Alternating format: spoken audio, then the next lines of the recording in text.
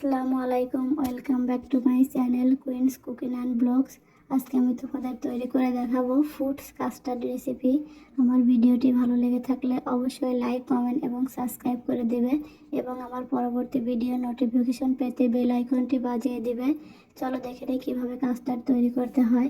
এর জন্য আমি নিয়ে নিয়েছি হাফ কাপ তরল দুধ। দুধটাকে জাল করে অবশ্যই ঠান্ডা করে তারপর কাস্টার্ড পাউডারটা মেশাবে। এখানে আমি দিয়ে দিয়েছি 3 টেবিল চামচ কাস্টার্ড পাউডার এবং ভালো মতো মিশিয়ে সাইডে রেখে দিব। আমি নিয়ে নিয়েছি 4 কাপ তরল দুধ।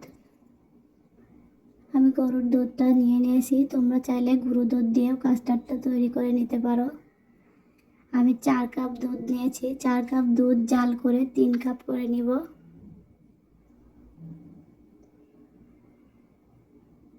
এই অবস্থায় চুলার আঁচটা মিডিয়াম থেকে হাই হিটে থাকবে।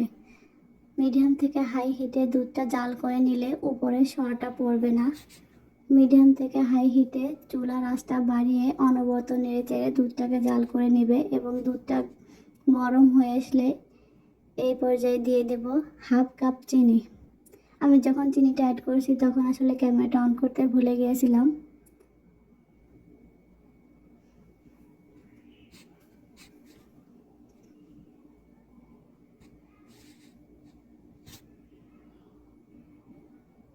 আমার দুধটা ঘন হয়ে এসেছে এবং 3 কাপের মতো হয়ে এসেছে, দেখুন কতটা কমে গেছে।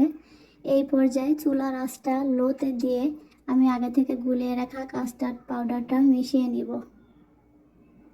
অবশ্যই এই পর্যায়ে চুলার আঁচটা কমিয়ে তারপর কাস্টার্ড পাউডারটা মেশাতে থাকবে, না হলে তলায় লেগে যেতে পারে। 2-3 মিনিট জাল করার পর দেখবে এটা ঘন হয়ে আসবে, যেহেতু এটাতে কাস্টার্ড পাউডার মেশানো হয়েছে।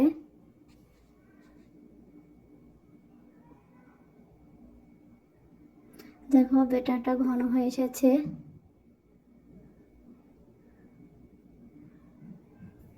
এই পর্যায়ে নামিয়ে নিতে হবে। দেখো কেমন হয়েছে, আমি একটু দেখে দিচ্ছি ভালো করে।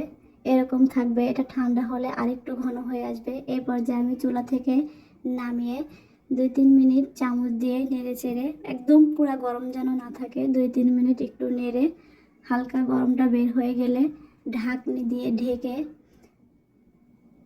সিদ্ধটাকে বন্ধ করে 1.5 থেকে 2 ঘন্টা ঠান্ডা করে নিব।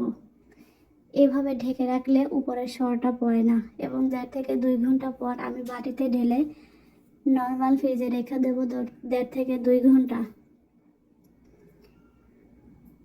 এই পর্যায়ে আমি আমার পছন্দ মতো আমি ফল নিয়েছি, ফলগুলো দিয়ে পরিবেশন করব।